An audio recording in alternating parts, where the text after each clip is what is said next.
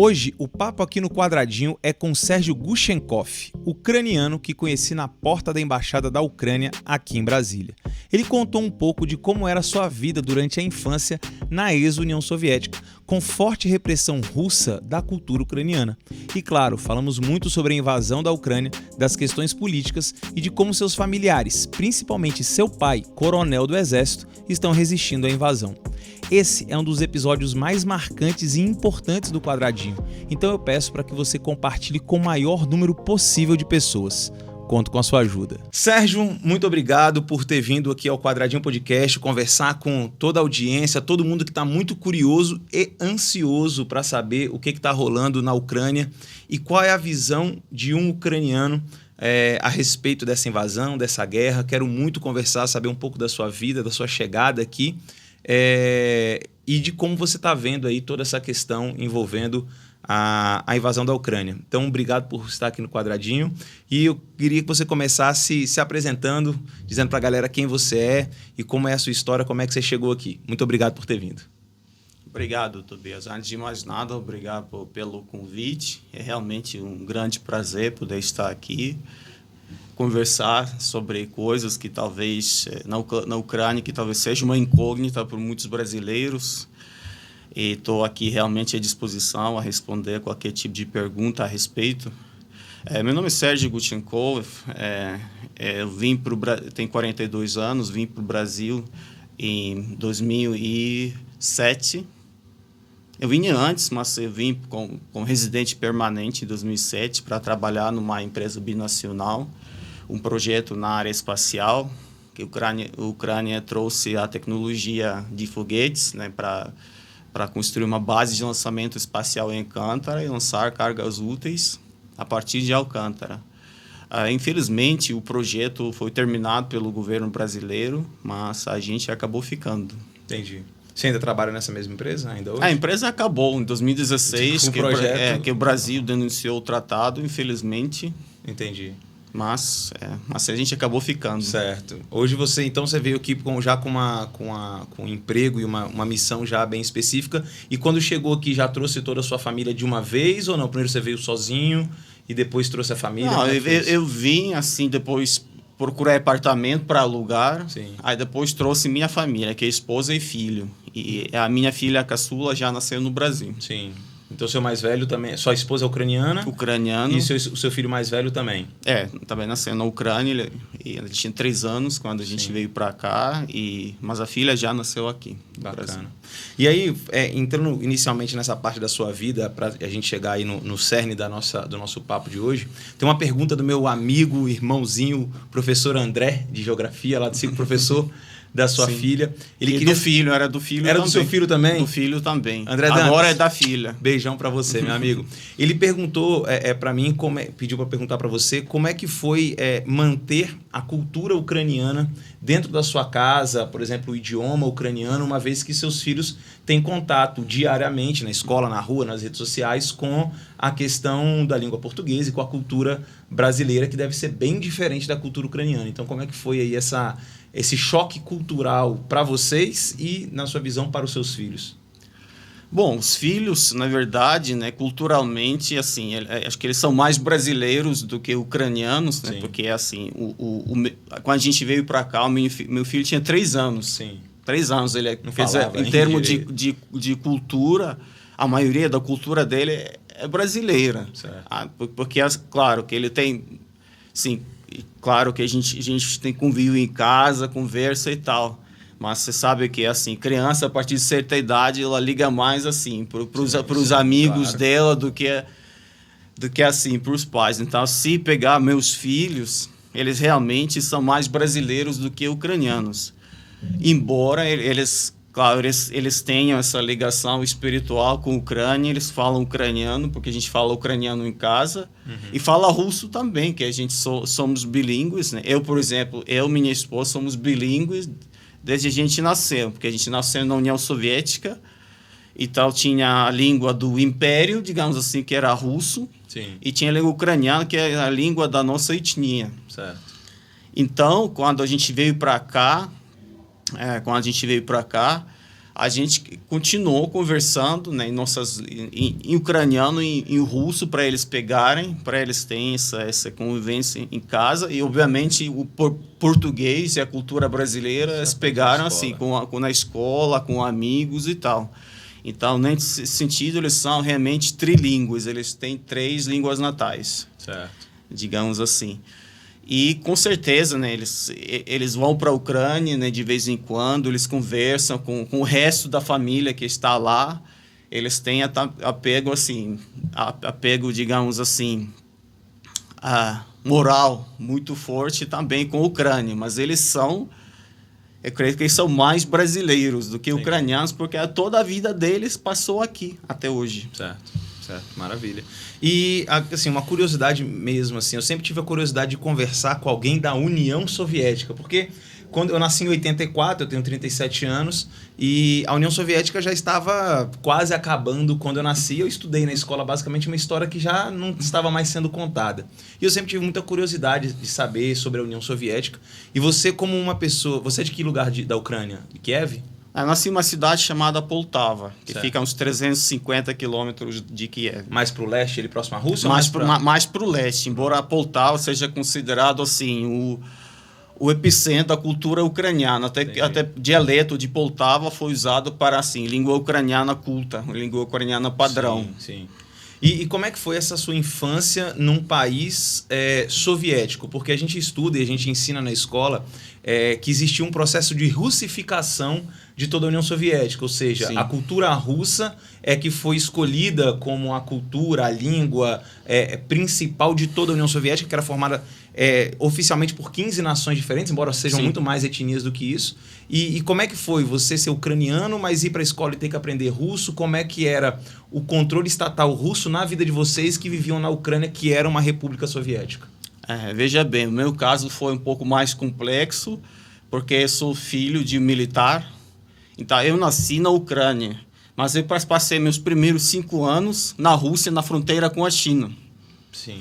Depois eu passei mais 6 anos por aí. E depois passei mais 5 anos na Alemanha Oriental, junto com minha família. Então, eu cresci falando 98% só falando russo. Sim, a gente falava um pouco com os pais em ucraniano, mas a língua, quer dizer, a língua de comunicação e da minha educação era russo.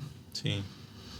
Quando voltei para a Ucrânia, eu tinha 12 anos. E só a partir de 12 anos que eu comecei a estudar ucraniano. A gente falava assim, mas estudar na escola foi só a partir de 12 anos. Sim.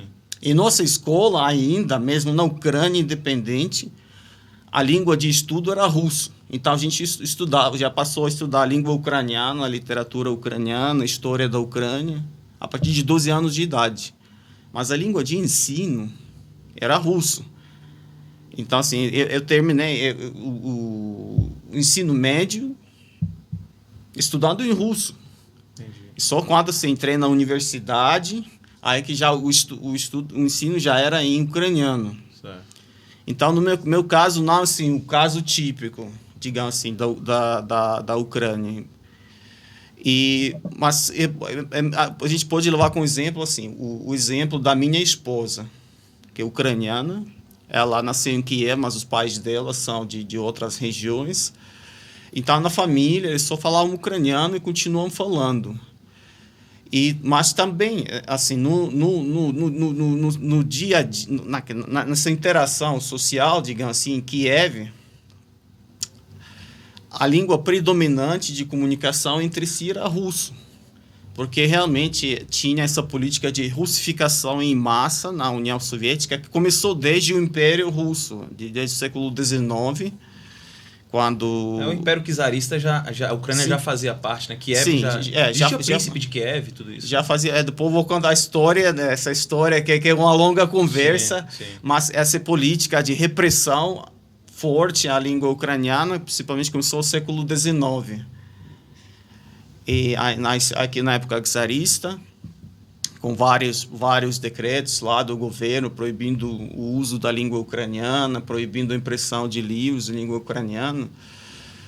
Então, o que a Rússia tentava foi marginalizar as línguas assim as línguas nacionais étnicas dessas etnias que compunham a União Soviética e criaram uma língua franca, digamos assim, a língua de comunicação internacional.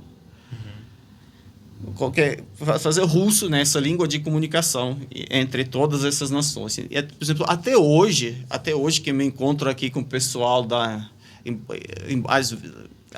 depois da guerra, que a guerra começou, que a gente realmente não encontra tanto, mas antes da guerra a gente se encontrava, por exemplo, com o pessoal da Embaixada de Cazaquistão, que está aqui, Embaixada de Belarus e tal, e a língua de comunicação que a gente usa é o russo, porque o pessoal ainda, né, também, quer dizer, a outra língua natal deles, pelo menos o pessoal da minha idade, era russo. Sim.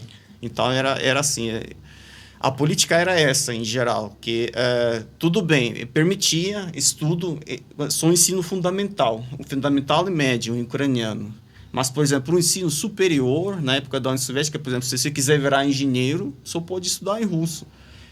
Então, qual que era assim, para formar, para elite intelectual, para ser engenheiro, para estudar física, para estudar muitas coisas, a única opção disponível era estudar em russo.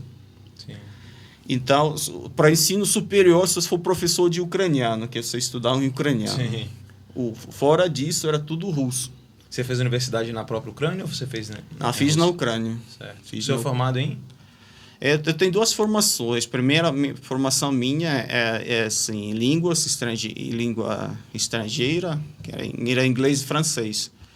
E outra formação em economia. Eu tenho mestrado em economia, até sou membro do DDF, né, do Conselho Regional de Economia aqui, que o Brasil reconheceu. Eu não sei porque eu achava que você era engenheiro.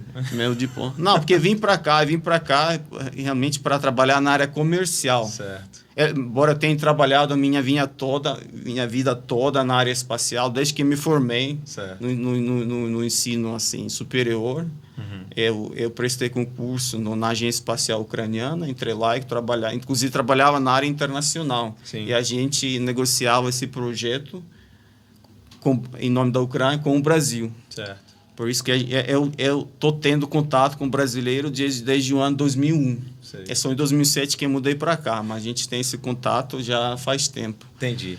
E como é que foi, assim, 1991, a União Soviética oficialmente acaba, então você cresceu num país de fato soviético, russificado, com um pai militar que, pelo visto, era transferido, então você tem uma visão muito diferenciada do que foi a União Soviética, para um militar, principalmente, que foi o seu pai. Como é que foi esse fim da União Soviética em 91? Como é que foi que a Ucrânia foi talvez a grande nação que colocou fim à União Soviética com a decisão da separação da Ucrânia? Como é que foi para vocês lá na Ucrânia em 1991? Aqui deve ter sido um período muito conturbado, os anos 90. Como é que foi isso? Houve muita repressão ou não? A partir daquele momento, de fato, a Rússia, pela crise econômica, ela sai de cena e a Ucrânia passa a ser uma nação totalmente independente. Como é que foi, na sua visão, aí, esses anos 90 na Ucrânia? Os anos 90 da Ucrânia, principalmente até mais ou menos 1995, 96, era uma época de sobrevivência, porque assim, aquele aparato todo assim, da União Soviética, poder, caiu tudo. Então, por certo tempo, tinha vácuo do poder, que você imagina, o Estado acabou e não tem nada no lugar dele. Tudo bem, já tinha autoridades da Ucrânia, mas foi assim, foi uma outra coisa, foi realmente...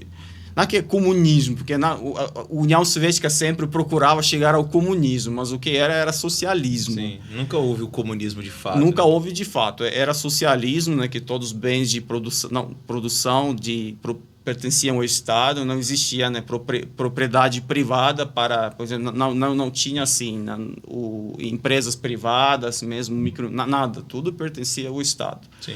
Então era uma maneira, digamos assim, de funcionar, que acabou sendo insustentável, por isso que a União Soviética caiu, porque... Como economista, você sabe que a economia unificada infelizmente, é uma fantasia. Uhum. O comunismo sem inovação, sem concorrência. É uma fantasia, porque realmente não tem como sustentar assim, uma economia agindo daquele jeito. Só durou tanto tempo, porque a União Soviética é incrivelmente rica em recursos naturais, o que é sustentável, o que está sustentando a economia russa agora. As exportações de óleo, de gás, Por isso que eles têm superávit comercial muito, muito positivo. Sim. É o que sustenta assim, o país. Então, tinha isso na época da União Soviética e realmente, mas chegou um momento que isso acabou se mostrando insustentável, tudo caiu para... Acabou, né? Conclua. Sim. Então, os anos 90, o que aconteceu? Acabou o socialismo, o comunismo, o que quer que seja, e veio o capitalismo selvagem, digamos assim, sem regras, sem nada, com vácuo de poder. Então, os anos entre 91 e mais ou menos 95 era o ano de sobrevivência. Era a época de hiperinflação, não lembro se era 10 mil, 100 mil% ao ano. E realmente tu voltou para coisa meio assim, meio da idade de pedra, para o escambo. Que o dinheiro não valia nada.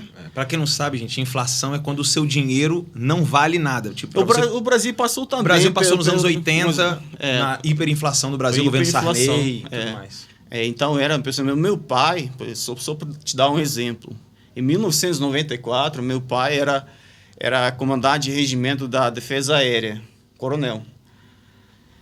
Um dia, ele chegou assim do serviço, trouxe um saco de dinheiro desse tamanho, assim, colocou na mesa, família, vamos contar o dinheiro. Perfeito, sentamos, contamos, aí, qual que é o câmbio de dólar de hoje, tal? Então deu $7 o salário mensal de coronel. Meu Deus. Coronel. Pra você ter uma ideia. Então, a gente, né, a nossa família toda, passava todo o tempo livre na roça, plantando batata. Se o coronel estava assim, imagina o soldado. Por isso que eu digo, voltou para a idade de pedra, voltou para escambo. Que a gente, todo o Estado, né, eles distribuíram aqueles lotes de terra para todo mundo, para poder sobreviver. Então, todo o nosso tempo livre, eu, meu irmão, minha mãe, né, meu pai também, passava na roça, plantando batata, milho. Mas como é que a população urbana sobrevivia? Porque a população urbana não tinha... Essa aqui é a população urbana, que distribuía para a população urbana esses lotes para plantar, assim, para plantar coisas aí para poder sobreviver. Nós éramos a população urbana. Meu pai era militar, né? Minha mãe não tinha emprego naquela época. Então tinha um lote perto da cidade, que a gente ia lá, todo pedaço de terra que tinha na cidade virou um usando canteiro. Assim, as ferramentas mais básicas, não tinha nada de motorização e tal, cavando terra, plantando batata. Aí depois foi do escambo, por exemplo, um saco de batata você podia trocar por um pedaço de carne ou coisa do tipo. Meu Deus. Então era assim, era de sobrevivência mesmo. E quem virou chefe do seu pai? Porque seu pai era um militar, ou seja, seu pai tinha como chefe superior o secretário do Partido Comunista da União Soviética. Acabou a União Soviética. O seu pai passou... Quem era o chefe do seu pai? Imediatamente com o fim da União Soviética. Sim, passou o Estado da Ucrânia, né? Porque o Estado, assim, o Estado soviético acabou. Então, assumiu... Virou Força Armada Ucraniana. Virou Força Armada Ucraniana, o pessoal... passou assim para jurar a bandeira da Ucrânia. Sim. E passou assim a servir a Ucrânia, porque não existia mais a União Soviética. Entendi. E para o seu pai, por exemplo, era tranquilo? Ele já nasceu, seu pai já nasceu Sim. na União Soviética. Para ele já era muito normal ser ucraniano e servir à União Soviética? Para ele era algo comum, tranquilo, natural? Veja bem, assim, o meu pai, ele nasceu no início dos anos 50. Uhum. Então, para eles foram criados como cidadãos soviéticos, principalmente. Claro, assim, ele tinha falavam entre si, às vezes, a língua e tal, mas eles foram educados e cresceram como cidadãos soviéticos. Então, quando eles entraram nas Forças Armadas, já entraram assim, era a Força Armada Soviética. E ele, cidadão soviético, que tinha mistura assim de russo, belarrusso, armênio, azerbaijão, cazaco, qualquer coisa. todas essas etnias. Entendi. Então, ele era, assim, oficial militar soviético, que na época eles serviam como oficiais soviéticos. E dentro da União Soviética era um cargo de grande prestígio, né? Um oficial das Forças Armadas era dentro da sociedade algo, talvez o que tivesse mais prestígio dentro da sociedade? Sim, eu creio que tinha prestígio, né? Outra coisa, que ele foram uma das poucas pessoas que podiam sair da União Soviética. Por exemplo, o meu pai servia 2 vezes na Alemanha Oriental, que já, apesar de ser também socialista, aliado da União Soviética, era muito diferente. Capitalista já, né? Era muito diferente. Era praticamente só para o militar ou diplomata, né? Que tinha essa possibilidade de sair do país e conhecer outra realidade. Entendi. Então você acha que aquele governo que você viveu, que você nasceu, que impedia as pessoas de saírem de um lugar para o outro, reprimia as liberdades individuais? Era isso que acontecia? Olha, tinha propaganda assim, fortíssima, igual está tendo na Rússia agora, sim, aliás. Então, realmente, por exemplo, eu ainda peguei um pouco daquela época como que funcionava. Assim, a lavagem cerebral já começava assim, no início do ensino fundamental. Então, quais eram os degraus do sistema? Você entrava lá, assim, na primeira série do fundamental, aí você verá o chamado jovem outubrista. O que significava jovem outubrista? Porque tinha aquela relação, aquela revolução comunista que aconteceu em outubro. De acordo com o calendário gregoriano, é novembro, mas o calendário juliano que vigorava no Império Russo na época era outubro. Então, você era jovem outubrista, era o primeiro degrau assim, no sistema comunista, digamos assim. E todo mundo era, não tinha exceção. Não se podia dizer, não quero. Isso não existia. Então, foi um sistema já meio militarizado desde o início. A gente tinha um uniforme, tinha um pin aqui com o rosto de jovem Lenin, uma estrelinha e tal. E foi tudo organizado assim. Essas aulas de propaganda, informação política, desde o primeiro ano do ensino fundamental. Então, a gente já marchava lá, cantava aqueles hinos soviéticos desde o primeiro ano. Aí, depois, passando uns anos, o próximo estágio era jovem pioneiro. Então, você viram aquele cachecol vermelho, né? O pessoal aqui com cachecol vermelho, com tipo bibico vermelho também na, sim, cabeça. Isso já era a segunda etapa de indoutrinação, digamos assim. Agora, pioneiro, todo mundo virava também. E era a pior punição não virar pioneiro junto com o resto da sua turma. Porque realmente, assim, os infratores lá, aí eles adiavam. E era tipo maior vergonha, desgraça. Olha só, né? Já toda a sua turma já são pioneiros e você não é. Entendi. Isso já passou por outra coisa. Assim, já batia a continência, assim. A população civil inteira era militarizada. Sim, indoctrinizada desde o início. Terceira etapa que eu quase peguei, mas não peguei porque a União Soviética caiu, é a chamada Komsomol, que era tipo Liga de Jovem Comunista. Aí você já não tinha mais cachecol, mas tinha um uniforme muito específico que você usava. E já era assim, o estágio para se candidatar ao Partido Comunista. Porque na União Soviética, para você ser chefe de qualquer coisa, era obrigatório ser membro do partido. Obrigatório. Você não podia virar chefe de nada sem ser comunista. Então, mas o jovem comunista, todo mundo virava.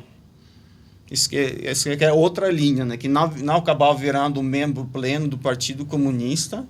Mas foi educado, aí continuava essa lavagem cerebral, que tinha o Comitê de Jovem Comunista, que era o órgão do poder executivo. Por exemplo, não tinha essas coisas lá do governo local, era o Comitê Local de Partido Comunista, que era o poder executivo. Esse era o nome.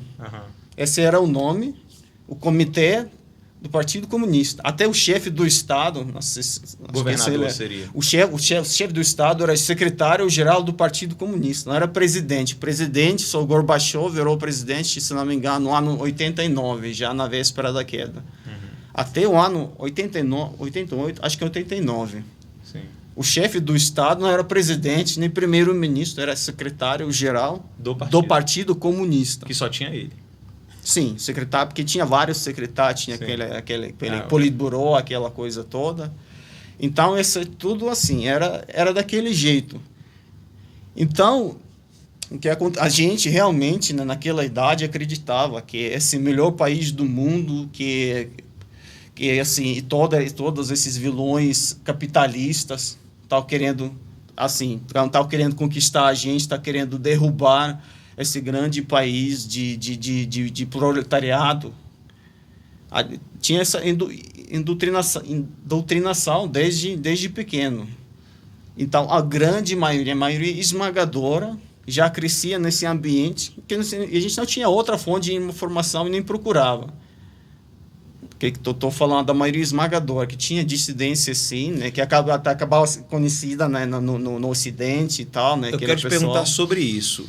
Jovem, por natureza, é rebelde, quer experimentar diferentes sensações, né? Como é que era para um jovem que não se enquadrava dentro de toda essa doutrina que você acabou de narrar aqui para a gente? Imagina um jovem de 15 anos que não se identificou com isso, que não quer ser comunista ou que simplesmente quer questionar. Por questionar, como alguns jovens assim o fazem? Qual era o tratamento que ele recebia? Vou te conversar, não conheci nenhum desse tipo. É só depois que a gente descobria, né, que existia realmente jovens assim. Por exemplo, na minha turma que eu cresci, não tinha nenhum que questionava. Para a gente era a única realidade que existia. Entendeu? Eu não questionava isso, para mim era perfeitamente normal. Sim, é normal que falta. A gente nem pensava disso. Se tem alimentos básicos para sobreviver, é perfeito. Que, por exemplo, se não tinha essa coisa lá de pensar assim, se esses capitalistas são vilões tão grandes assim ou não. Não, eles são, porque isso que foi dito e a gente acreditava, todo mundo acreditava. Entendi. Tá, meu Deus, é muito diferente da minha realidade. Eu, como professor que leio e estudo sobre isso, é a primeira vez que eu ouço um relato a respeito disso, ao ponto de não ter jovens que questionassem o sistema. Muito, muito louco isso. Uma dúvida que eu tenho antes da gente chegar na questão atual é propriedade privada. Quando a gente pega os livros que vão falar sobre economia planificada, que vão falar sobre todo o sistema comunista ou socialista, a gente ouve muito falar da propriedade privada que não existe no socialismo e efetivamente na União Soviética. O que de fato era privado, se é que alguma coisa era, por exemplo, a sua residência, a sua roupa, o seu carro, a sua empresa, tudo era estatal ou alguma coisa era privada? Como funcionava isso? Veja, até mais ou menos a época de perestroika, por exemplo, não existia apartamento privado, digamos assim. Só o Estado que distribuía a moradia para o pessoal. Era do Estado. Não tinha assim, não tinha empresas privadas, não tinha nem microempreendedor individual, não existe. Não existe assim qualquer tipo de atividade privada. E isso até era punido. É chamado de especulação, né? Quando você tentava, por exemplo, revender alguma coisa e tal. Era permitido, por exemplo, pelo menos nos anos 80, né, que já me lembro, claro, não me lembro dos anos 70, né, que eu só nasci nos anos 79, era permitido trazer para o mercado umas coisas, né, que o pessoal cultivava nas hortas e vender. Mas ninguém podia revender nada. Qualquer revenda era especulação, acho que dava 5 anos de cadeia, se não me engano, se for pego revendendo alguma coisa. Sim. Se não me engano, era 5 anos, mas era a cadeia na certa. Mas por exemplo, sua roupa, seu imóvel, seu veículo, era o Estado que te concedia? Assim, como que funcionava um veículo? O veículo era só... Você comprava com dinheiro, porque você ainda recebia, não chegou ao nível de comunismo, né? Que está descrevendo seria um comunismo total, não chegou a esse nível. O Estado, assim, ele pagava salário e tinha, assim, você teoricamente tinha a possibilidade de comprar o carro, mas na prática não. Na prática você precisava de uma permissão especial do governo para poder comprar o carro. Mesmo tendo dinheiro. Mesmo tendo dinheiro. Você tem dinheiro, você não consegue comprar nada. Só assim, usa aqueles elementos básicos, aquela roupa básica para... Isso é seu, isso é individual. Sim, assim, se comprava, considerado vendido, porque roupa se comprava, certo. Alimentos se comprava com o salário que o governo te pagava. Sim. Mas, como falei, até, por exemplo, para comprar um par de sapatos, era déficit de tudo, faltava tudo. Era aquele sapato, assim, horroroso, assim, que as fábricas soviéticas produziam. E sapato, às vezes aparecia sapato importado, por exemplo, da Iugoslávia ou outros aliados.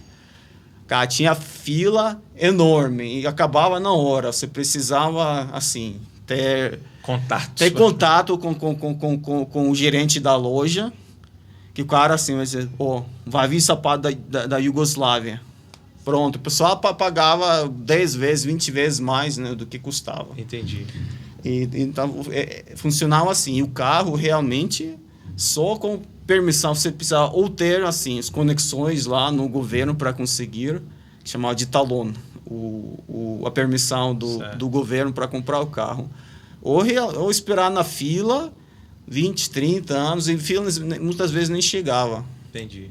E a residência, como é que é? O Estado te concedia a residência, mas poderia te trocar de residência a qualquer momento? E outra pergunta, já emendando essa. Existia uma desigualdade social? No capitalismo, a gente sabe, até uma característica do capitalismo é a desigualdade. Na economia planificada, no socialismo que você viveu já ali nos anos 70 para 80, 80 para 90 já, existia essa desigualdade social? Era grande, era pequena? Como é que era isso? Olha, em teoria, claro que você não pode dizer, por exemplo, da desigualdade social que tem bilionário e tem mendigo. Certo. Sim, realmente não tinha mendigo na rua, que o Estado providenciava emprego para qualquer... Não existia desemprego. Sim. Mas criavam assim os empregos do nada só para não ter desemprego. Entendi. Então, qual foi a pergunta? Primeiro sobre o imóvel, se o Estado poderia trocar você de imóvel, se eles davam um melhor para você e um pior para outra pessoa, por qual razão? A razão, não, assim, porque realmente faltava imóveis para todos, né? Imóveis, já no final da União Soviética, acho que já tinha mais, mas tinha imóvel, né, que o Estado distribuía, mas também era nada de coisa bem assim, bem básica, nada para a maioria das pessoas. E falando em desigualdade social, existia desigualdade em que sentido? Por exemplo, se você for funcionário do Partido Comunista, assim, de alta escalão, ou relativamente alta, você já tem acesso a lojas especiais, onde você, por exemplo, podia comprar, digamos assim, algum tipo de linguiça. Que o cidadão comum nunca ia comprar esse tipo de linguiça ou doce. Aí tinha assim, lojas especiais para os funcionários do partido, onde eles podiam comprar assim, uma linguiça, por exemplo, defumada, que era linguiça defumada, você não conseguia achar de jeito nenhum. Entendi. Mas para o funcionário do partido tinha lojas especiais, né, que você podia comprar. Também em termos de distribuição dos apartamentos. Também, se você é funcionário assim, de alta escala do partido, você ganhava um apartamento grande, espaçoso, especial, tinha assim, muitos privilégios para esse tipo de pessoal. Mas se você assim, é um engenheiro na fábrica e tal, você ganhava um apartamento minúsculo quando ganhava. E assim, só para assim, satisfazer suas necessidades básicas. Eu percebi que, para chegar no Partido Comunista, você meio que constrói uma carreira desde muito jovem, desde criança, praticamente. Uma vez que você não construiu essa carreira desde muito jovem, se tornou um engenheiro, se tornou um profissional, mas você quer melhorar de vida. Você chegou ali, teve filhos, falou, não, essa vida para mim não tá legal. Eu quero melhorar de vida. Era possível essa melhora de vida? Olha, essa questão de melhorar a vida, já que... Agora eu entendo o pessoal da Coreia do Norte, porque eles amam tanto aquele líder deles. Eles não conhecem outra realidade. Eles acham que você já tem alimento para comer qualquer, para sobreviver. Você já tem um cubículo lá onde deitar, já é maravilha. Tem que ser assim. Eles não podiam imaginar que algo pode ser melhor e tal. Então, para o pessoal é algo natural. Tá, você cresce, você ganha salário, tudo bem, que vai te permitir comprar alimentos básicos, roupa básica, o Estado vai te providenciar algum lugar para morar, mesmo pequenininho e tal. Mas tudo bem, maravilha, já é assim, já tá bom, né? É assim que tem que ser. Sim. Entendeu? Então tinha pouca gente, aí quem tinha essas pretensão de carreira, sim, era ou assim, ingressar, fazer carreira no partido, ou nesse sistema realmente de distribuição, por exemplo, gerente de loja e tal, essas coisas, onde se distribuíam bens materiais. Uhum. Porque nessa área tinha muita corrupção e realmente aquele jeitinho... O ser humano dá um jeito. Né? Porque assim, tinha assim, pessoal com essas ambições e tal, mas foram as maneiras de digamos assim, virar que mais rico, mas já assim, a possibilidade de ter sapato de qualidade ou linguiça defumada, gente, ou assim, isso já era coisa, isso já era muita coisa. Olha o nível de corrupção. A ideia de ser corrupto, às vezes, para muitos casos, era para ter um sapato melhor, comer um pouco melhor, e para isso você precisava ir contra as regras instituídas, e imagino eu que cobradas de forma até violenta, né? Sim, se for pego especulação, já dava muitos anos de cadeia. Nossa. Bom, para a gente chegar na parte atual já, só uma opinião sua. O que você que viveu de fato a União Soviética, quando você vê hoje... Eu peguei pouco, né? Sim, um pouco da União Soviética. Você já pegou muito mais perestroika ali, glasnost, já no finalzinho dos anos 80, né? Governo Gorbachev. Quando você vê hoje uma pessoa que vive num país democrático, com todas as suas imperfeições e desigualdades que existem, mas você vê a pessoa empunhando uma bandeira com foice e martelo e pregando o comunismo ou o socialismo, seja ele de qual vertente, das várias vertentes que existem. Isso para você faz sentido? Não? Ou você pensa, porque não viveu e não sabe como é que é? Isso, é isso que estou dizendo, né? Que eu até conheço pessoas realmente, né, a favor dessa ideologia e tal, e eu até entendo o anseio delas, né? Porque realmente no Brasil ainda tem bastante pobreza e tal, e assim, o coração humano, ao ver essas pessoas pobres, sim, ele lê, mas já tinha um país onde não tinha pobre mesmo. Então, o pessoal acaba, assim, né, caindo nessa falácia, digamos assim, que perfeito, dá para fazer, assim, um mundo, um país sem pobre e sem tal. Só que, assim, a ideia em si era boa, né? Em papel, ela pode fazer sentido. Só que assim, na prática, não tem como dar certo, porque vai muito contra leis básicas da economia e contra a natureza humana. Só for assim, com mão de ferro, né, por exemplo, igual a Coreia do Norte, igual a União Soviética e tal, que você consegue assim sustentar essa ideia, mas também, já que não pode ser suportada assim, pela economia, pelas leis de economia. É só queimando recursos à toa até chegar a um ponto que acaba.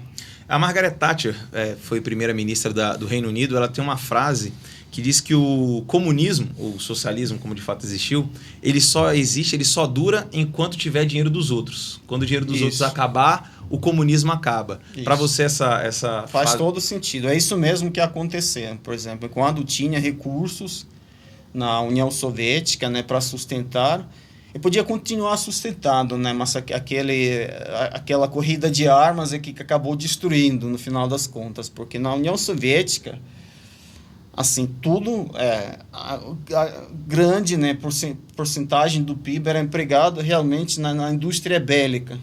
É onde que tinha desenvolvimento, realmente inovação, pesquisa e tal, realmente assim, a União Soviética produzir bastante arma moderna e realmente coisas assim. Só que assim, na vida, digamos assim, da vida de população, por exemplo, você pega aqueles carros Lada. Meu pai quase comprou um Lada, você lembra, pai? Você quase comprou um Lada aqui nos anos 90? É o Fiat do ano 60, que não mudou até o final da União Soviética. Porque na União Soviética, não fizeram aqui estádios e desenvolver. Tinha umas tentativas de desenvolver algo local, mas também tudo era cópia dos carros ocidentais. Ou seja, bens de consumo não tinha inovação. Não tinha inovação zero. Quase tudo que acabava sendo implementado, né, tem moedor de carne. Tudo era o que é assim, roubado do Ocidente. que era mais fácil, assim, para um espião lá pegar a tecnologia, trazer para a União Soviética e fazer aquele reverse engineering, né, engenharia reversa. Entendi. E fazer. Toda pesquisa, inovação, desenvolvimento foi concentrado quase que exclusivamente na área militar. Meu Deus. Sérgio, assim, eu já estou muito grato de poder, enquanto professor, conhecer um pouco a realidade de quem viveu. Assim, para mim já valeu muito a pena toda essa experiência, mais do que muitos livros que eu já li a respeito disso, ouvir você falando da sua experiência. Obrigado mesmo por compartilhar com todo mundo do Quadradinho. Bom, baseado em tudo isso que você disse, o atual presidente da Rússia, o presidente Putin, ele disse uma coisa que eu quero muito ouvir a sua opinião sobre isso. Ele disse que ele tem uma convicção que russos e ucranianos são apenas um povo. E basicamente essa seria a grande justificativa dele para poder promover essa invasão à Ucrânia e voltar a anexar o território ucraniano. Imagino que a Ucrânia, isso dando certo, vai deixar de existir enquanto país, pelo menos na minha análise. Sim. Como é que Por isso que a Ucrânia está lutando tão ferozmente, porque se acaba as hostilidades por parte da Rússia, acaba a guerra. Se acaba por parte da Ucrânia, acaba a Ucrânia. Como é que você vê, então, essa fala dele? De fato, os russos e ucranianos fazem parte de um único povo, né? Os russos que chamam a Ucrânia de pequenos russos, né? E como você acha, qual é o objetivo, na sua visão, do Vladimir Putin, uma vez que hoje ele tem superávit na economia, ele tem algum recurso econômico? Seria uma recriação de uma União Soviética, mais uma vez uma russificação de ex-repúblicas? Como é que é a sua visão aí a respeito do que está acontecendo aí desde o dia 24 de fevereiro? Bem, pelo jeito é o que eles estão tentando fazer, mas para a Ucrânia isso não era surpresa nenhuma, porque assim, você pega Geórgia, né, que eles tomaram parte da Geórgia em 2008, o mundo não reagiu, eles sempre faziam essa tentativa. Pronto, ocuparam parte da Geórgia. O mundo só ficou preocupado, transmitiram as preocupações dele, acabou, não dá nem sanções na época. Quando invadiram a Ucrânia, tomaram parte da Ucrânia, sim, já aplicaram sanções, mas também sanções mais de brincadeira, não eram sanções sérias. Então ele estava testando o mundo para ver aonde o mundo vai chegar. Acho que agora ele tinha alguma convicção, pronto, vai ocupar a Ucrânia rápido, em 3 dias. Sim, o mundo vai protestar, vai aplicar mais sanções ainda, mas depois vai aceitar a realidade e vai continuar sendo business as usual, né? Negócio como sempre. Só que assim, né? Voltando a essa parte da diferença entre o povo ucraniano e o povo russo, assim, o Império Russo e depois a União Soviética faziam de tudo para criar um povo soviético. Eles faziam grande esforço para fazer isso acontecer e realmente mandavam, por exemplo, para a parte leste da Ucrânia, porque ainda tem muito falante que fala russo, na cidade grande principalmente, porque mandavam pessoal para lá de todos os cantos da União Soviética para industrializar aquela região. Então, foi essa a tentativa, mas o fato é, por exemplo, você pega, por exemplo, até meu avô, um dos meus avós que era russo, ele sempre dizia que quando viajava da Rússia para a Ucrânia, era muito visível, assim, quando acaba um povoado russo e começa um povoado ucraniano, que a aparência era muito diferente. Já. A língua também, apesar de toda a repressão, quer dizer, por exemplo, o russo que nunca teve contato com o ucraniano não vai entender nada. Se você começar a falar ucraniano para ele, não vai entender nada, zero. É ucraniano que todo bilíngue, né, que todo ucraniano entende russo, obviamente. Mas é outra língua. Os russos, eu já experimentei umas vezes, né? Os russos que vinham para a Ucrânia, para os eventos lá, até nos anos 90, início de 2000, começavam a falar, vamos fazer um experimento, eu vou te falar contigo ucraniano, você me fala o que você entendeu. Nada. Quer dizer, algumas palavras até pegava, mas o sentido eles não conseguiam entender. Então tem outra língua e tem o mais, assim, a maior diferença é a diferença em mentalidade. Por quê? Por exemplo, você pega...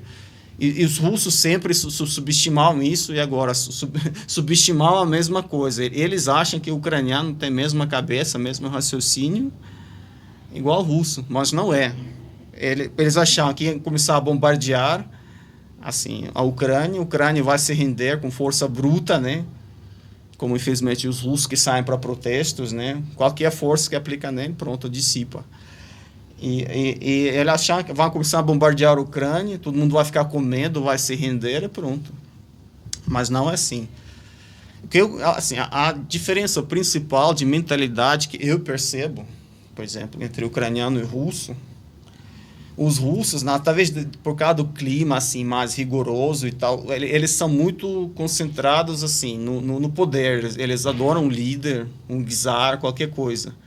É por isso assim que o Estado russo sempre é assim, sempre é forte, pelo menos assim, porque a mentalidade de lá é se juntar em torno a um líder e tal. Na Ucrânia é um país assim, né, que tem terra mais fértil do mundo, que tem o clima, tem um clima muito propício para a agricultura. Então, o ucraniano mais concentrado assim nas famílias e nas liberdades individuais. O ucraniano, o jeito dele é assim, viver em família, cultivar a terra lá. E o ucraniano sempre odiava o poder, sempre, mesmo na Ucrânia. Isso era grande empecilho também para o desenvolvimento do Estado ucraniano, que o ucraniano odiava qualquer tipo de poder, mesmo o seu próprio Estado. Então, assim, é que os russos não estão entendendo, né? Que o ucraniano está lutando pela liberdade mesmo. Sim, eles estão defendendo. O ucraniano tem o senso assim, da propriedade privada muito forte. É por isso que os soviéticos tiveram que fazer aquele Holodomor, né? Que é aquela fome. Quero falar sobre isso. Holodomor, fome na Ucrânia. Fome organizada, porque os ucranianos não queriam se coletivizar de jeito nenhum. De jeito nenhum. Então, a única maneira era realmente promover aquela barbaridade, matar milhões de pessoas com fome organizada para fazer o povo assim se render. Então, você pega lá, por exemplo, são países diferentes, tem outra língua, apesar também que tem muita gente que fala russo na Ucrânia devido à russificação, aqueles laços, né, que tinha na época da União Soviética, na época do Império Russo e na época da União Soviética. Mas tem própria língua, tem sua própria mentalidade, tem própria cultura, que é bem diferente da cultura russa.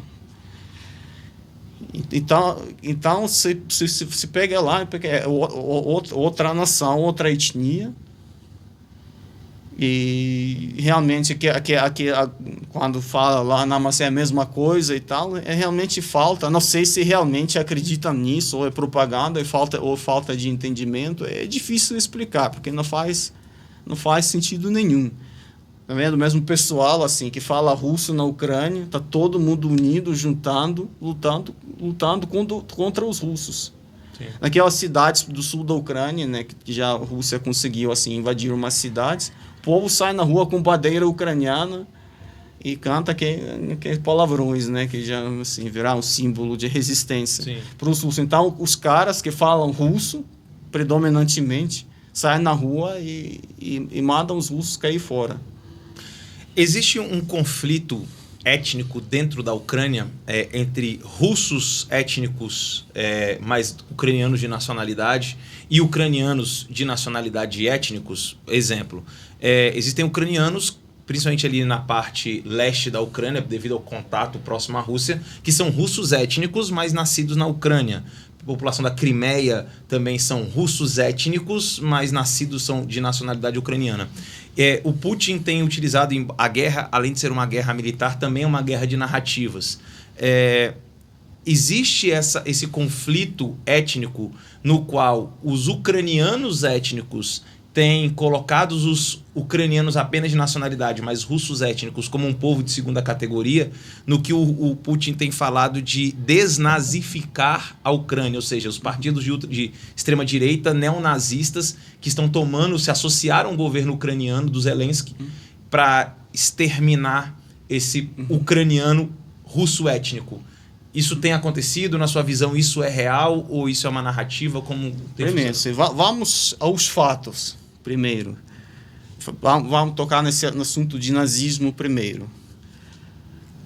Nas últimas eleições para o parlamento ucraniano, toda a extrema-direita, ganhou cerca de 1% de votos. Cerca de 1%. Não existe nenhum deputado, no parlamento ucraniano, que lá unicameral não tem senadores, né? Só tem deputado. Mas não existe nenhum deputado de extrema-direita. Nenhum. Isso é fato. No governo, mesmo o governo lá na Ucrânia é formado pela coalizão de partidos. Então, se não tem nenhum deputado da extrema-direita, nenhuma facção da extrema-direita, como que alguém da extrema-direita podia entrar no governo? Não dá. Pega o próprio presidente da Ucrânia, ele é judeu, cuja língua natal era russo. Ele fala ucraniano também, agora fala ucraniano perfeito. Você pega o ministro da Defesa, que também é judeu. Como que se fala em nazismo, né? Que o pessoal, né, que tá na frente do governo, cuja língua natal era russo. Isso é totalmente descabido. Outra coisa também, falando sobre se o ucraniano se sente alguma coisa contra o russo.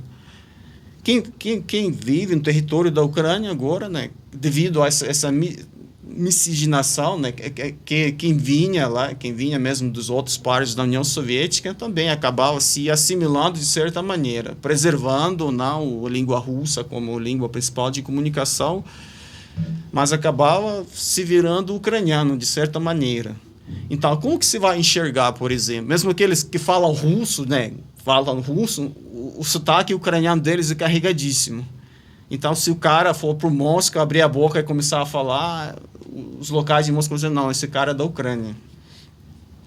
Então, não tem assim como isso existir, porque como que se vai distinguir assim um ucraniano sangue puro e um russo? Por exemplo, eu sou um quarto do meu sangue é russo, meu avô paterno era russo. E tem muita gente assim na Ucrânia. Como que, digamos assim, nazistas vão descobrir quem é ucraniano de verdade e quem não é? Isso simplesmente não existe. Não pode existir até teoreticamente. Então, realmente, aquela narrativa, né, que o Putin está usando para justificar a guerra é realmente só para a sua população interna, né, que vive sob essa cortina de ferro mental, para justificar. Porque como que se vai justificar uma agressão contra uma nação vizinha pacífica, só criando essa imagem, né, de inimigo, de nazista, de não sei o quê? Então, mas voltando aos fatos, não tem como, né? Os fatos não pegam. Não, por exemplo, você pega a Europa, em todos os países da Europa, quase todas, tem representação da extrema-direita no parlamento, pelo menos. Tem deputado de extrema-direita. Em quase, você pega a Alemanha, França, vários outros países, Inglaterra, o Reino Unido. Tem. Na Ucrânia não tem. E o governo da Ucrânia é formado, né? Não em czar, o governo vai ser assim e assim. Não, na Ucrânia o governo é formado pela coalizão dos deputados. Sim. Então, só pegando os fatos, né, fica realmente assim, o ridículo com essas afirmações da propaganda russa. Que ainda faz, porque não tem cabimento nenhum. Só pegar os fatos mesmo, sem estando lá ou acreditando em mim, mas pega os fatos. E faça análise e vai entender. Entendi. Bem, a Rússia invadindo aí a Ucrânia com todas essas suas justificativas que o Putin apresenta, tudo isso começou em 2014, né? Pelo menos de forma mais evidente. Sim, a partir da retirada do Yanukovych, não é isso? Yanukovych da presidência. Ele foi um presidente, até onde sei, democraticamente eleito, e deixou de assinar um tratado, um acordo de aproximação com a União Europeia, e dali veio os protestos da Praça Maidan, que o removeram do poder. Ele era um ucraniano russo étnico, me imagino eu, e muito alinhado à questão ao Vladimir Putin. essa retirada dele, essa revolução, ela não pode ser enxergada pelos russos étnicos como exatamente, olha só, os ucranianos, eles comemoram o Maidan como uma revolução, como um marco temporal de, olha, o povo escolhendo o seu destino. Mas uma vez que removem um presidente que foi eleito pelos próprios ucranianos, que era alinhado à Rússia e provavelmente de ascensão no leste da Europa, no leste da Ucrânia, isso não dá uma certa legitimidade para a população ucraniana do leste também querer fazer a sua revolução e falar, então peraí, vocês fizeram a sua revolução aí, então a gente vai fazer a nossa revolução aqui no leste também, não vamos mais aceitar o governo central ucraniano, queremos ou a nossa independência, Lugansk, Donetsk, a Crimeia que tá anexada. Não seria mais ou menos a mesma coisa ou para você isso não condiz? Não, vamos primeiro ao Yanukovych. O Yanukovych, ele nem é russo étnico, acho que o pai dele era de Belarus e mãe ucraniana, se não me engano. Uhum. Ele nem russo ele é. E sim, ele foi democraticamente eleito, é verdade, mas também ele não tinha, assim, vamos dizer, no início do governo dele, sim, ele pregava boas relações com a Rússia e tal, mas ele só foi assim, né? Ele realmente, no governo dele, que tá sendo desenvolvido esse acordo de associação, começou a ser desenvolvido. Uhum. É no governo dele. E já chegou até o dia, já foi marcado o dia de assinatura. Então, só para perceber, não que assim, né, que derrubaram o Yanukovych e assinaram algo com a União Europeia. Não, esse documento estava sendo procurado no governo do Yanukovych, de associação com a União Europeia. Nossa, o que aconteceu, né? Porque a Ucrânia, né, na época tinha certa, não é que crise, né, mas tinha sempre problema econômico. E os russos ofereceram, além de fazer muita pressão em várias, digamos assim, várias frontes, eles também ofereceram ajuda de não sei quantos bilhões para a Ucrânia na fazer essa associação com a União Europeia. E o cara acabou se rendendo a essa pressão, mas ele resistia por um tempo. Não que a Rússia fez de primeiro essa oferta para ele, e ele falou, não, vamos nos juntar à Rússia. Sim, fizeram essa pressão e tal, o cara acabou se rendendo. Mas também, e depois, o que aconteceu depois? Isso também mostra bastante claramente a diferença de mentalidade entre a Ucrânia e a Rússia. O que tinha lá, não que a Ucrânia toda se revoltou e tirou o cara de vez, não era assim. Como que tudo começou? Saíram os estudantes lá na praça protestando. Não, tinha centenas, nem milhares que saíram para a Praça Central, para o Maidan. Não, tem tal. O pessoal ficou lá e algum, digamos assim, gênio do polícia resolveu, né, mandar lá policiais para espancar aquele cara, tirar de lá. Isso que alguém filmou. E viram lá estudantes totalmente pacíficos, não fazendo baderna, nada disso, protestando lá, e veio aquele cara de polícia de choque, né? Espancando, sangue correndo e tudo. Pronto, assim, qualquer ucraniano normal. O russo entenderia isso, tá, beleza, né? A polícia atirou, normal. Mas o Ucrânia não está acostumado a coisa assim. Então, depois saíram milhares para a rua. O que eles demandavam na época nem a saída do Yanukovych, só a saída do ministro do interior, que comandava a polícia. Saída de chefe da polícia e ministro do interior. Simples assim. Depois do que aconteceu. Ninguém demandava lá, não, para saída do Yanukovych e tal. Só que assim, não, o cara ficava com medo e começaram a mandar mais polícia, né, espancando, assim, o povo pacífico lá que saiu para protestar. Aí já começou a bola de neve, né? Quando via lá, o que está acontecendo, todo mundo começou a sair na rua, já eram coisas de centenas de milhares. Pronto. Aí depois pediam saída do primeiro-ministro, e só depois de uns dias que saiu essa demanda para o Yanukovych cair fora. E depois, que o cara foi preso, assim, foi pego e tal, o cara fugiu. O Yanukovych fugiu, ele ficou com medo e fugiu do país. Fugiu. Então, se o presidente foge, tem que... Quem assumiu foi o presidente do parlamento, como presidente interino. Vou declarar assim, as eleições extraordinárias, e foi eleito o Petro Poroshenko, foi eleito democraticamente, foi eleito presidente da Ucrânia. Então, quando se fala revolução, golpe e tal, não foi isso que aconteceu, foi coisa diferente. E mesmo digamos assim, no Maidan, tinha muita gente do leste, do sul da Ucrânia, muita gente que falava russo, que também se revoltava com aquilo. Então, assim, para o pessoal lá de leste, quem que vai dizer? Ninguém no leste, por exemplo, protestava contra essa saída do Yanukovych. Ninguém. Só quando os russos, né, botaram lá as tropas deles, organizaram aquele tumulto todo, que a coisa começou a pegar fogo lá. Mas não, na época do Maidan, não tinha nenhum protesto em Donetsk. Nada.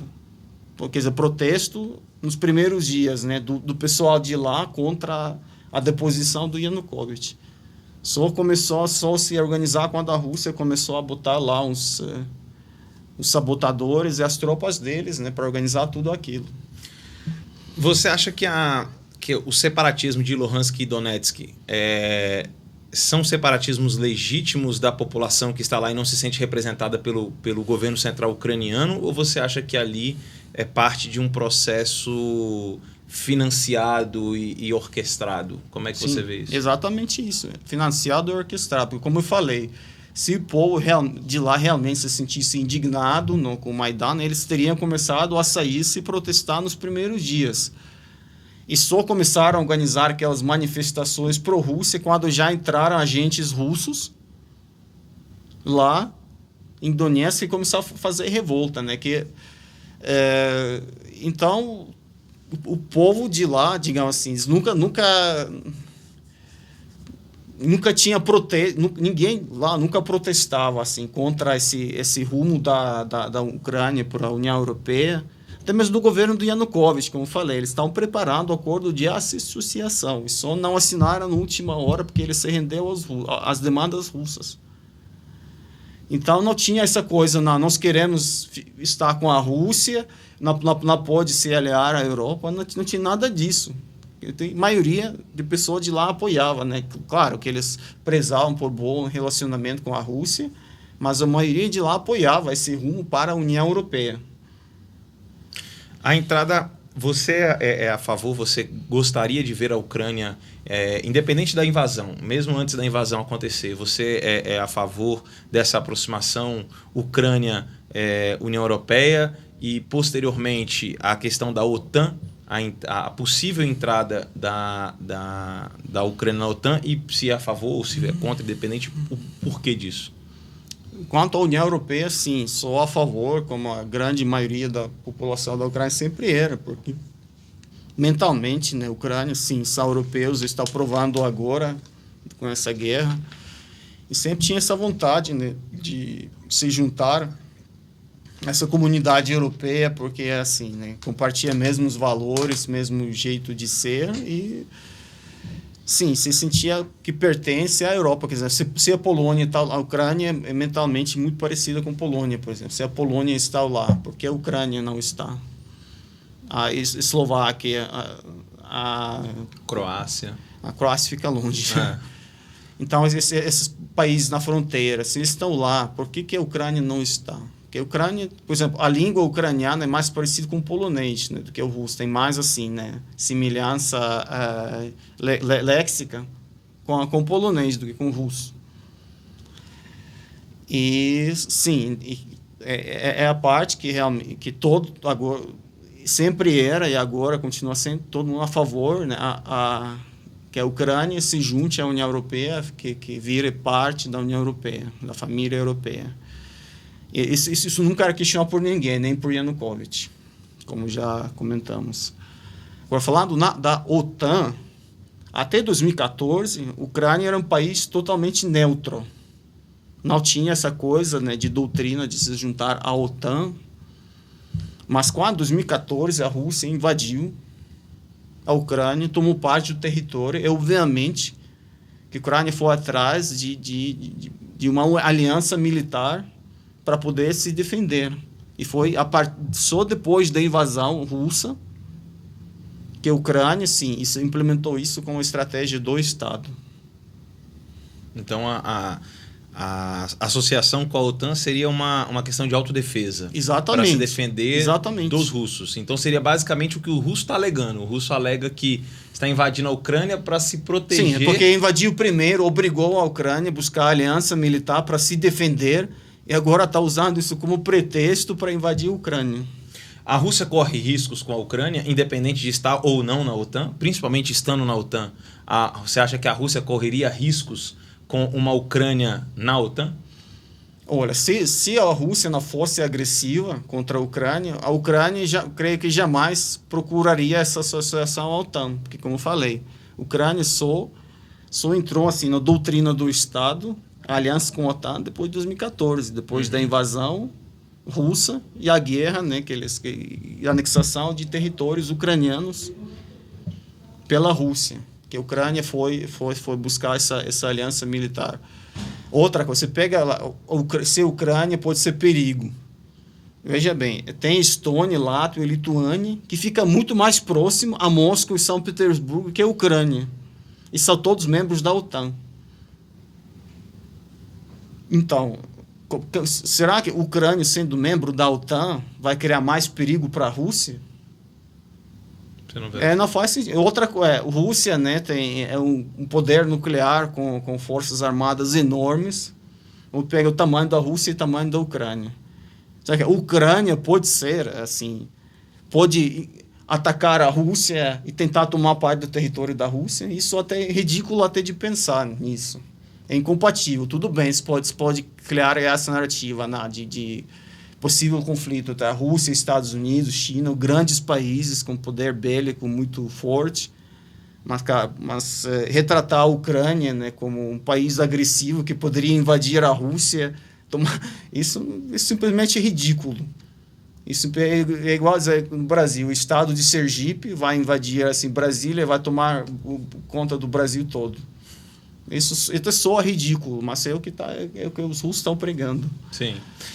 O Putin, eu gravei um vídeo recentemente falando sobre a possibilidade de uma escalada nuclear para esse conflito, e eu comento que, baseado na Guerra Fria, na doutrina de destruição mútua, isso seria impossível. Mas eu tenho visto uma narrativa diferente agora do Putin que me preocupa bastante, que é o domínio de tecnologias nucleares ainda por parte da Ucrânia, não só o domínio da tecnologia, como a possibilidade de colocar essa tecnologia em prática, por exemplo, para se defender contra a Rússia. Ou seja, já está criando um discurso legitimando talvez uma utilização de armas nucleares. E seguindo nesse pensamento, em 94, a Ucrânia abre mão das suas armas nucleares herdadas da União Soviética e, junto com as armas nucleares, bombardeiros, um aparato militar muito grande. Para você, isso foi uma decisão correta, pelo menos para a época, com o pensamento da época, e você acha que esse conflito pode escalar por uma questão nuclear, mesmo independente da ação de forças estrangeiras? Né, Estados Unidos, OTAN, mas contra a Ucrânia, um ataque nuclear contra a Ucrânia, caso a Ucrânia resista ainda à ocupação, você acha que isso é possível?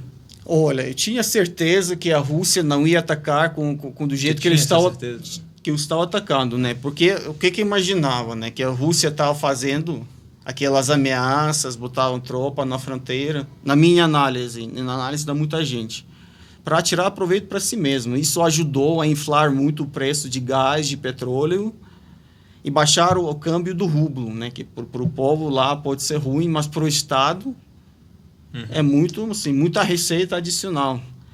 Então, eu achava que eles criavam aquilo lá realmente para ganhar dinheiro, para conseguir concessões do Ocidente, digamos assim, vamos invadir. Então, tira aquelas sanções lá que a gente não invade.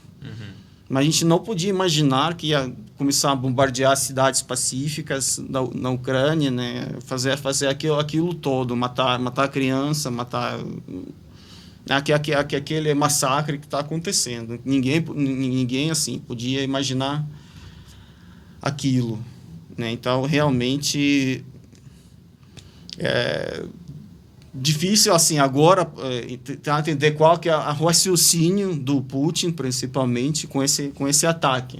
O que ele pretende mesmo atingir, né? Agora eu entendo que ele não tem mais saída. Ele já ele já declarou para os seus súditos que vai liberar a Ucrânia, vai denazificar a Ucrânia e tal. E agora, né? Mas ele percebeu que deu errado a operação militar dele. Agora só matando civis, mas a Ucrânia continua matando soldados. Quem mais morre são soldados russos. Morrem muitos civis ucranianos, morrem muitos militares ucranianos, mas quem morre mais são soldados russos.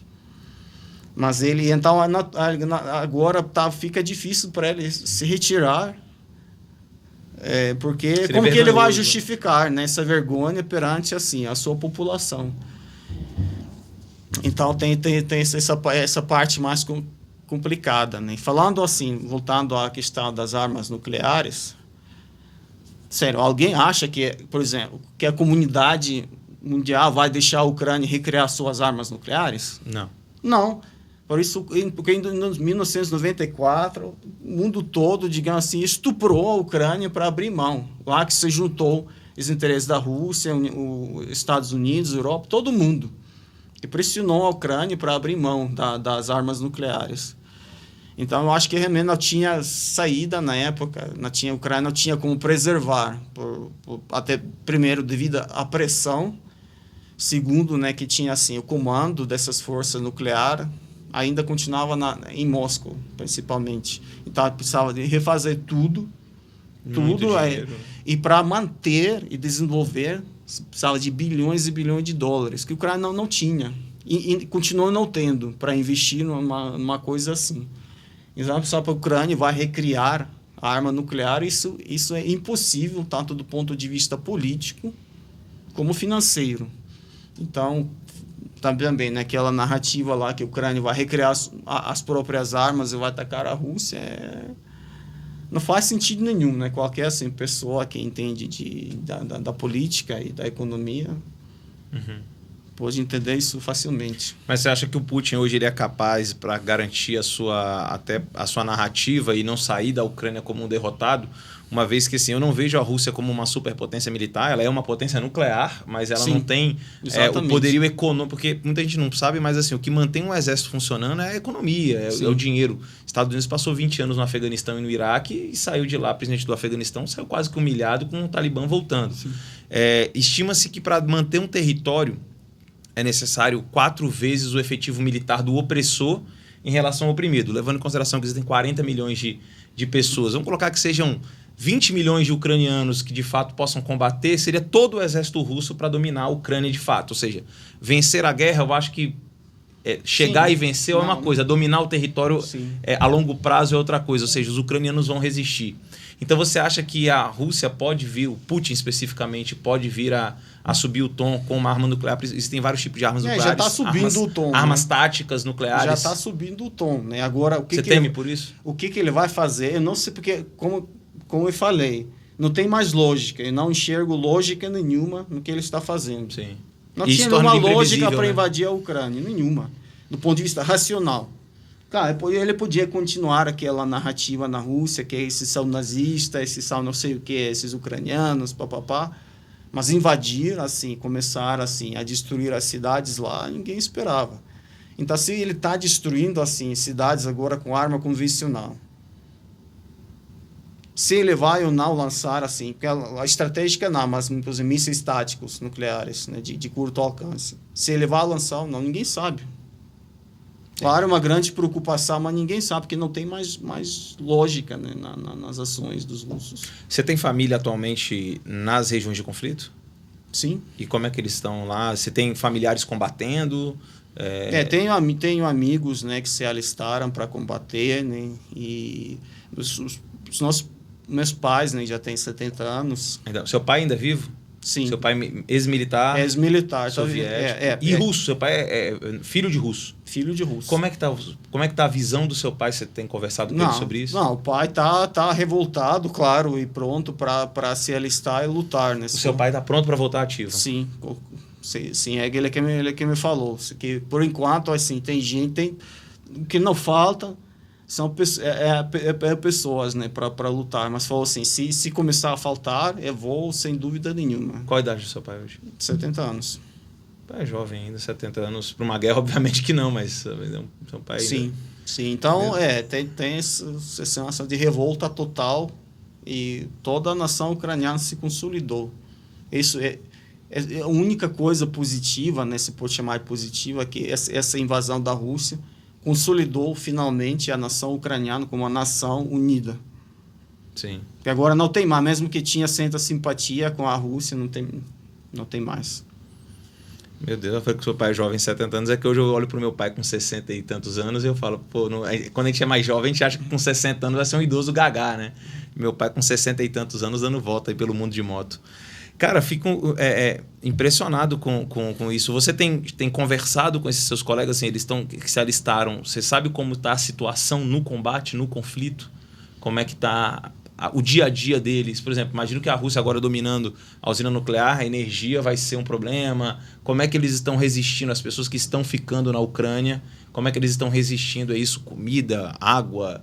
E o próprio combate? Você tem essas informações? Sim, o combate tá pesado. Claro que eles não me relatam, até porque é proibido. Você não pode relatar, não, a gente fez isso ou aquilo. Mas está conseguindo comunicação? Sim, tô conseguindo sim. E o pessoal tá na luta. Você vê, tem muitos vídeos nos canais vendo aquelas tropas russas queimadas, né, aviões derrubados. Tem um monte de vídeos. Uhum. Então, luta continua, luta feroz. E o pessoal de lá realmente, o espírito está altíssimo do pessoal. Todo mundo, mais de 90% fizeram a pesquisa, não me lembro qual empresa que fez a pesquisa, mas mais de 90% dos ucranianos têm certeza que a Ucrânia vai vencer. Uhum. Então o povo lá está lutando pesado. E os russos, né, realmente, pelo jeito, tá muito desmoralizados, né, com a maioria deles. Dessas tropas, né, que eles botam lá para invadir a Ucrânia. Aquelas conversas interceptadas, né, dos russos. A Ucrânia está preparada para uma guerra desse tipo, uma guerra de guerrilha, uma guerra de atrito de longa duração? Porque que eu penso assim, eu fui militar durante alguns anos aqui no Brasil, meu pai é militar da reserva, meu pai é sargento da reserva, e assim, a gente sabe que um país que tem um vizinho muito forte, ele inevitavelmente precisa também ser forte, porque senão, numa situação como essa, ele pode ser invadido facilmente. Eu confesso que eu fiquei impressionado com a facilidade que a Rússia conseguiu chegar até onde chegou. Eu sei que eles esperavam ser mais fácil. Eles esperavam chegar e tomar Kiev em 3 dias ou até menos. Mas, por exemplo, já não tem mais força aérea ucraniana voando, já existe uma zona de exclusão aérea por parte dos russos. Você, com o seu conhecimento, com o que você sabe, até por um pai ex-militar, a Ucrânia está preparada para esse tipo de guerra de atrito que vai se desenvolver a partir de agora? Sim, mas não tem essa zona de exclusão. Sim, todo dia a aviação ucraniana está voando, a defesa aérea está funcionando. Tomar aeroporto, eu acho que as principais bases, as principais pistas já foram destruídas. Não, porque veja, o problema... Isso é o que chega para a gente, talvez você tenha outras informações. Sim, não, é o que é assim, eu estou até vendo a fontes americanas, porque eu, não, claro, assim, acompanho, né, que a Ucrânia, assim, as notícias da Ucrânia oficiais, né, das Forças Armadas da Ucrânia, mas também acompanho notícias americanas, europeias e tal. Certo. Então, foi ontem mesmo que saiu assim, o comunicado do quartel-geral das Forças Armadas dos Estados Unidos, que a aviação ucraniana está viva, a defesa aérea está viva e continua derrubando. Né? Só ontem derrubaram 8 aeronaves russas. Confirmado, né? Com vídeo, com foto, com tudo. Tá? Capturaram os pilotos lá, que conseguiram se ejetar. Sim. Então, o problema é que... ontem saiu uma piada, né? As forças armadas russas não são fortes, são apenas longas. Sim. Porque tem tanto assim, né? São infinitas, desde a Primeira Guerra Mundial. Eles estão invadindo com tanta... Até um general ucraniano se pediu calma para a população, dizer, pessoal, Porque tem tantos russos que a gente simplesmente não dá conta de queimar todos na hora certa, na hora que eles entram. Então, fiquem tranquilos que vão tomar conta de todos, mas simplesmente falta gente para tomar conta de todos eles, né? Entendi. Então, o Ucrânia está resistindo bem, né? Os aviões estão decolando, a defesa aérea está funcionando. Claro que tem baixa, tem. Ninguém questiona, tem baixa, né? nas forças, na força aérea, tem baixa na defesa aérea, tem sim. Sim. Mas continua funcionando, né? E qual a sua expectativa? O que você espera? O que você poderia pedir ao mundo ocidental, União Europeia, OTAN? O que você espera de fato de ajuda internacional, uma vez que as sanções elas vão ter um limite, né? Porque vai chegar um momento que elas vão acabar do ponto de vista, não tem mais como colocar sanções, e como ele se mostra um ditador no poder, ele vai resistir. Tudo bem, põe a sanção, o povo sofre e a gente segue aqui. O que você espera de ajuda de fato? Uma ajuda militar, uma intervenção, tropas entrando? Tropas entrando mesmo, o que a Ucrânia espera é realmente ajudar a fechar o céu em cima da Ucrânia. Fazer uma zona de exclusão aérea. Zona de exclusão aérea, isso mesmo. E isso, né, sim, todo o Ocidente parece estar cagando de medo, né, de que isso vai provocar a Terceira Guerra Mundial e tal, ou que os russos vão considerar, assim, não sei o que, a entrada da OTAN, ou da Europa, de quem quiser na guerra. Mas não, ninguém está pedindo para atacar os alvos na Rússia ou entrar, assim, né, no combate direto no território russo, na fronteira com a Rússia. É só ajudar no céu da Ucrânia. Então, não tem, assim, os russos não poderão dizer, sim, não, mas é a OTAN, os vilões que estão atacando, não, só ajudar no céu da Ucrânia. Ou seja, o próprio presidente ucraniano está liberando o seu espaço aéreo para para ter aeronaves estrangeiras voando ali, seria isso? Sim, seria isso, para pelo menos parar com esses bombardeios, né, parar com destruição da infraestrutura, parar com o massacre dos civis. Sim. É o mínimo realmente que podem fazer e continuar ajudando com munições e tal, que a Ucrânia vai lutar. Munições, suprimentos e ajudar, né, com essa parte de... Porque, claro, a defesa aérea ucraniana, a aviação, não consegue interceptar tudo. Umas coisas eles interceptam, mas tem muita desigualdade no poder bélico. Então, umas coisas realmente, né, os conseguem, assim, atacar com mísseis, né, que acabam não sendo interceptados, né, os aviões conseguem entrar, disparar também com infraestrutura e tal, né, que acarreta em mortes, em destruição de morte de civis, principalmente, e destruição da infraestrutura. Então, uma melhor ajuda, né, que o mundo poderia fazer a Ucrânia é ajudar a parar, né, ajudar a parar com esses ataques aéreos. Certo. E o presidente americano, como é que você vê a postura dele? O Biden, se fala muito hoje dele ser um presidente americano fraco no sentido da política internacional, talvez até os ataques da Ucrânia e até um assanhamento da China perante lá a Taiwan, devido à morosidade, à fraqueza do presidente Biden. Você, enquanto um ucraniano que espera essa ajuda, né, os Estados Unidos é o grande líder da OTAN, como é que você vê a postura americana liderada pelo Biden perante a invasão? O que está faltando mesmo, né, é fechar o espaço aéreo, né, que realmente, o que eles poderiam ajudar de fato. Sim, todos os ucranianos são gratos, pelo menos pela ajuda que está promovendo, dá para ajudar mais, dá, como falei, principalmente com equipamentos militares, com suprimentos, com munições, e com essa parte de fechar o espaço aéreo, fazer zona de exclusão do espaço aéreo. É que eles realmente podiam fazer para ajudar de verdade, porque tudo bem, né, falar assim, estamos juntos, né, gravar aquele vídeo lá, até o pessoal lá, o Boris Johnson falando do ucraniano para o povo ucraniano, não, então isso tudo bonitinho e legal, mas não resolve. Mas isso não resolve. O que resolve realmente é ajuda para valer, né? Que, por exemplo, que o Ucrânia não está pedindo força, não está pedindo pessoal que luta. Não, os ucranianos vão dar conta da sua defesa. Só precisa de ajuda com munição, com suprimento e com essa parte de zona de exclusão. E com relação ao Brasil, a gente se conheceu na frente da Embaixada da Ucrânia na semana passada, aliás, no final de semana passado, e eu vi que você, num comentário para a imprensa, falou que já teve em algum momento, contato com o presidente Bolsonaro, por outras razões. Sim, até vou contar como foi esse contato. Sim, diga pra gente. Em janeiro, veio minha sobrinha da Ucrânia. E eu levei ela para conhecer o Palácio de Alvorado, para tirar umas fotos lá no cercadinho. E aí o guarda falou, pessoal, o presidente está vindo, você quer entrar lá no cercadinho para conversar com ele? Por que não, né? Já está aqui. A gente acabou entrando, acabei batendo papo com ele durante uns 2 minutos. Sim. E foi assim, né? Por isso que eu fiz esse apelo, que talvez ele me lembre daquela conversa, né, que a gente tinha, e fez esse apelo a ele, que ele parece que tem boas relações com o presidente da Rússia, pelo menos para se juntar assim à comunidade internacional para tentar conversar com ele, talvez, né, já que ele tem o presidente da Rússia não vê ele como inimigo, porque ele pode ver, sei lá, o Biden, Johnson e tal como inimigos, mas acho que ele não vai ver o presidente do Brasil como inimigo.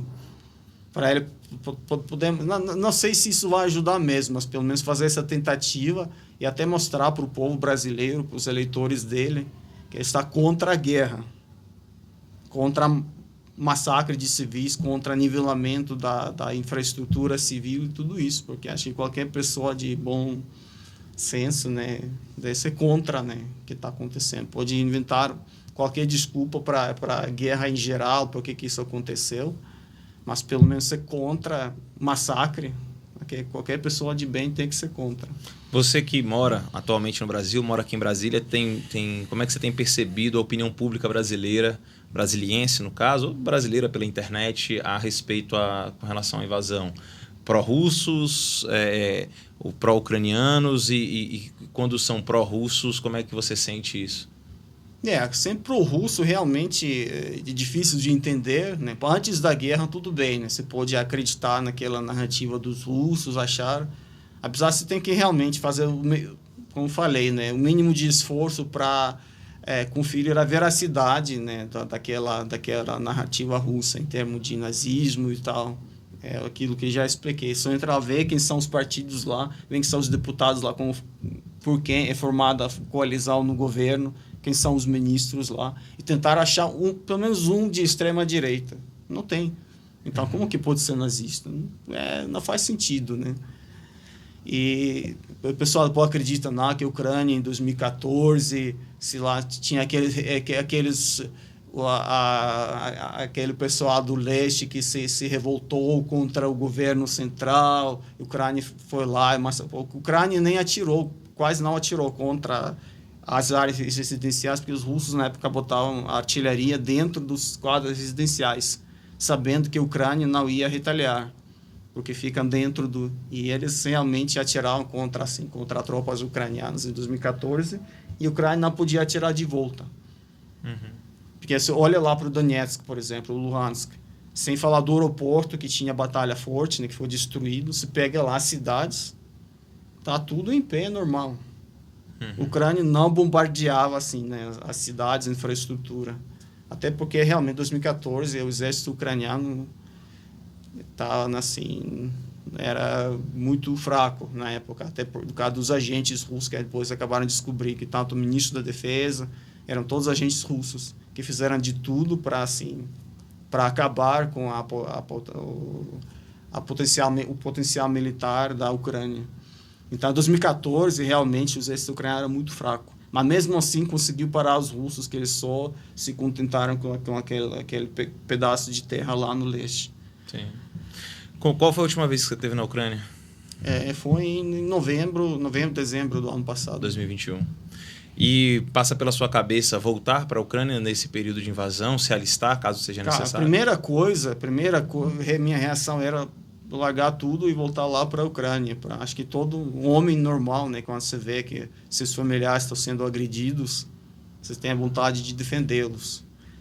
Mas depois, assim, com a cabeça, assim, né, esfriou um pouco, né, eu seria, por enquanto, pelo menos, seria mais útil aqui, ajudando a embaixada com tradução de materiais, né, realmente participando desses atos aqui pacíficos, ou explicando, né, para os brasileiros a situação real. mas se um dia, né, perceber que a minha pátria vai precisar de mim, acho que eu vou. Sim. E a comunidade ucraniana no exterior, ela tem se unido junto com as outras comunidades das ex-repúblicas. Eu também queria saber como é que está a relação de vocês com a população de Belarus, né? Vocês sempre foram, imagino que se viram como irmãos. Sim. E agora também estão em lados opostos, né? Sim, né? Inclusive a língua de Belarus é a língua mais próxima à língua ucraniana, né? A gente se entende sem maior dificuldade. Sim. E sim, né, que tem muito pessoal de Belarus também, né, que é contra essa guerra, mas também tem muita gente lá que são realmente, que viraram nem zumbis da propaganda russa. Então, mas para o pessoal que mora no exterior, eles não têm essa lavagem cerebral, né, diária pela mídia russa, e eles realmente entendem tudo. Por exemplo, quando a gente foi lá protestar na frente da embaixada russa, quem protestava mais de tudo e gritava mais de tudo foi o cara da Rússia e tinha lá umas moças de Belarus que se protestavam mais de todos, mais, digamos assim, porque eles realmente se sentem meio envergonhados, né, pela política dos estados deles no momento. Eles dão todo o apoio. Inclusive, tem voluntários de Belarus que estão lutando ao lado tem uma legião, né, de Belarus, né, que está lutando ao lado dos ucranianos pela liberdade da Ucrânia. Sérgio, eu quero te agradecer mais uma vez a sua vinda aqui. Batemos aí 1h30 de papo, assim, que eu estou, para mim, assim, um dos podcasts mais importantes que eu já fiz aqui. Tanto do ponto de vista do meu conhecimento com relação à União Soviética e da vida cotidiana lá, enquanto professor, mas os seus relatos de um ucraniano que vive no Brasil, que tem família, pai, ex-militar, vivendo na Ucrânia e passando por tudo isso. Então, eu quero te agradecer por ter vindo num domingo conversar com a gente e deixar aí os microfone, a câmera do Quadradinho aberta para você mandar o recado que você quiser aí, para quem você quiser, porque é um momento muito triste para o mundo. Então, obrigado por estar aqui, por compartilhar com a gente toda essa sua história. Tá, obrigado, Tobias. Foi um prazer estar aqui, realmente, bater esse papo. Eu entendo que para muitos brasileiros é algo talvez difícil de compreender, que não tem assim, informação muito, digamos, verídica a respeito, que desconhecem a realidade de lá.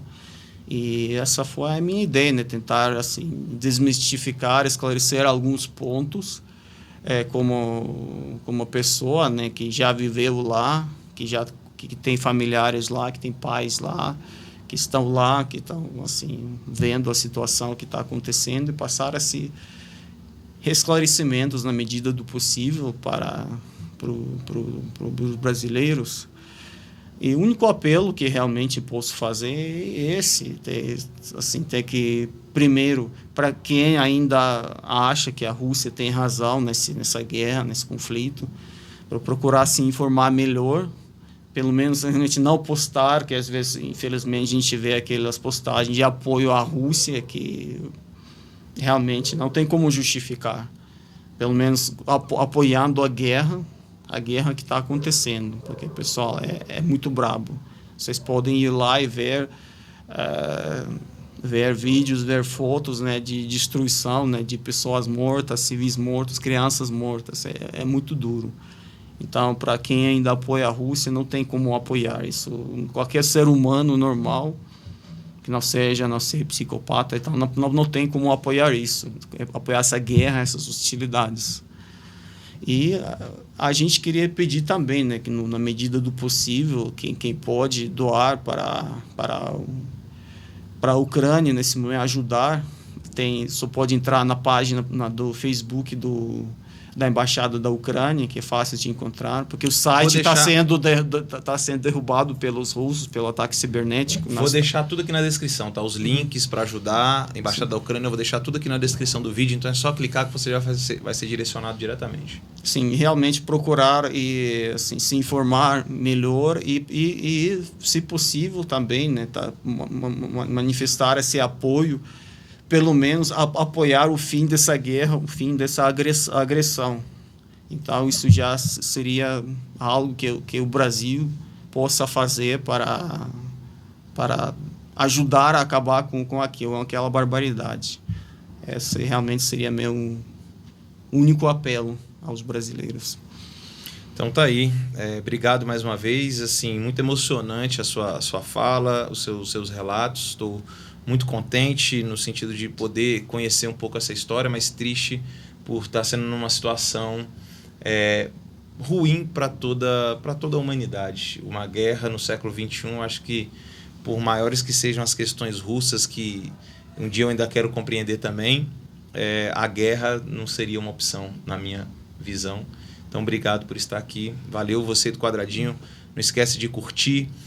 Importante demais, esse vídeo em especial, a gente sempre pede para você compartilhar os vídeos do canal, os cortes do canal, mas em especial eu quero que você compartilhe esse vídeo aqui, tá bom? Eu vou fazer cortes desse episódio também, mas compartilha com o máximo de pessoas que vocês puderem, para que mais pessoas possam conhecer e saber o que está de fato acontecendo na Ucrânia e poder ajudar, caso seja possível.